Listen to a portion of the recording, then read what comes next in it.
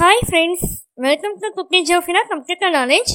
இந்த வீடியோ நம்ம என்ன பார்க்க போகிறோன்னா, மைக்ரோசாஃப்ட் எக்ஸலில் டேட்டா என்ட்ரி ஃபார்மை எப்படி க்ரியேட் பண்ணலாம் அப்படின்றது தான் இந்த வீடியோவில் நம்ம பார்க்க போகிறோம். இதுக்கு ஃபஸ்ட்டு பார்த்தீங்கன்னா, இங்கே ஒரு மார்ஷுக்கு ஃபார்மை இப்போ டேட்டா என்ட்ரி போட்டு நான் க்ரியேட் பண்ண போகிறேன். அதுக்கான ஹெட்டிங்கை மட்டும் ஃபஸ்ட்டு இங்கே டைப் பண்ணி வச்சுக்கோம். நேம், இங்கிலீஷு, தமிழ், இதுக்கு மேலே உங்கள் சப்ஜெக்ட் வேணும்னாலும் டைப் பண்ணி வச்சுக்கோங்க. இப்போ நீங்கள் டைப் பண்ணிவிட்டு ஃபஸ்ட்டு அந்த ஹெட்டிங் ஃபுல்லாக செலக்ட் பண்ணிக்கோங்க. Ctrl+A கொடுத்தீங்கன்னா ஃபுல்லாக செலக்ட் ஆகிடும். இப்போ நான் சொல்கிற ஷார்ட்கட் கீ அடுத்து நீங்கள் கிளிக் பண்ணிக்கோங்க. Alt+D+O இந்த 3 பட்டன்ஸையும் கிளிக் பண்ணிக்கோங்க. இப்போ நமக்கு வார்னிங் டயலாக் பாக்ஸ் ஒன்று ஓப்பன் ஆகிருக்கும். அதில் ஓகேன்னு கிளிக் பண்ணிவிடுங்க. இப்போ நமக்கு ஃபார்ம் டயலாக் பாக்ஸ் ஓப்பன் ஆகிடுச்சு. இப்போ நேம்ன்ற இடத்துல என்ன நேம் நம்ம டைப் பண்ணுமோ அதை டைப் பண்ணிக்கோங்க. அடுத்த இங்கிலீஷ் மார்க்கு, தமிழ் மார்க்கு, இது போல் ஒவ்வொன்றும் டைப் பண்ணிவிட்டு என்டர் கிளிக் பண்ணிக்கோங்க.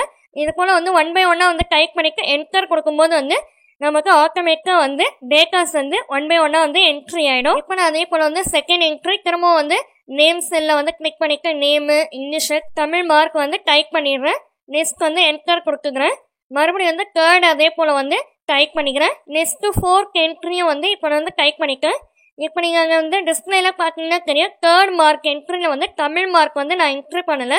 இப்போ மிஸ் ஆயிடுச்சு அப்படின்னும் போது இப்போ மிஸ்டேக் ஆகிடுச்சு இல்லை திரும்ப டைப் பண்ணோம் அப்படின்னும் போது அப் ஏரோ கிளிக் பண்ணிக்கிங்கன்னா அதுக்கு முன்னாடி உள்ள டேட்டா அங்கே டிஸ்பிளே ஆகும். அங்கே இப்போ நம்ம தமிழ் மார்க் என்ட்ரி பண்ணிக்கலாம். அதே அடுத்தடுத்த டேட்டா என்ட்ரி நம்ம செலக்ட் பண்ணணும் அப்படின்னும் போது டிஸ்பிளே பண்ணணும் அப்படின்னும் போது அங்கே டவுன் ஏரோ நீங்கள் கிளிக் பண்ணி அடுத்தடுத்த டேட்டா என்ட்ரி நீங்கள் டிஸ்பிளே பண்ணி பார்த்துக்கலாம்.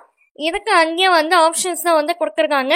ஃபைண்ட் நெக்ஸ்ட்னு கொடுத்துருக்காங்களே, அது நெக்ஸ்ட் உள்ள டேட்டா என்ட்ரி எல்லாத்தையும் டிஸ்பிளே பண்ணும். அது ப்ரீவியஸ் முன்னாடி உள்ள டேட்டா என்ட்ரி பார்க்கணும் அப்படின்னா ஃபைண்ட் ப்ரீவியஸ்ன்னு இருக்குல்ல, அந்த பட்டனை நீங்கள் கிளிக் பண்ணிட்டே வந்தீங்கன்னா முன்னாடி உள்ள டேட்டாஸ் எல்லாமே அங்கே டிஸ்பிளே ஆகிடும். இப்போ நம்மளுடைய டேட்டாஸ் எல்லாத்தையும் டைப் பண்ணியாச்சு அப்படின்னோடனே கீழே க்ளோஸ்ன்ற ஆப்ஷன் கிளிக் பண்ணிக்கோங்க.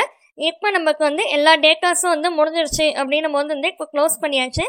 இல்லை எனக்கு திரும்ப இன்னும் 1 more டேட்டாஸை என்ட்ரி பண்ணணும் அப்படின்னும் போது திரும்ப என்ன பண்ணிடுங்க, ஃபுல்லாக செலக்ட் பண்ணிக்கோங்க. Ctrl+A கிளிக் பண்ணிங்கன்னா அந்த டேட்டாஸ் ஃபுல்லாக செலக்ட் ஆகிடும்.